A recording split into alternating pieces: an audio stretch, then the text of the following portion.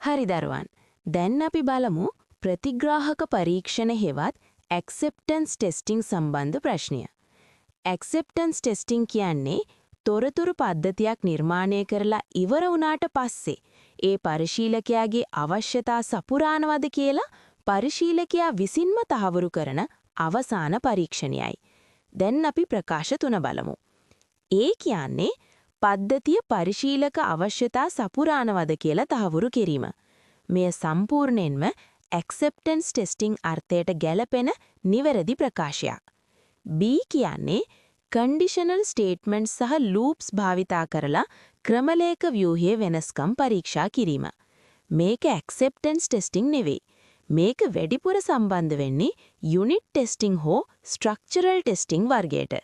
C කියන්නේ නිශ්චිත කොන්දේසි මත තීරණ ගැනීමේ හැකියාව පරීක්ෂා කිරීම. මේකත් ක්‍රමලේඛ මට්ටමේ තාක්ෂණික පරීක්ෂණයක්. ඇක්සෙප්ටන්ස් ටෙස්ටිං එකේ ප්‍රධාන අරමුණ ඒ නොවේ. ඒ නිසා නිවැරදි පිළිතුර වන්නේ 1 ඈ පමණි.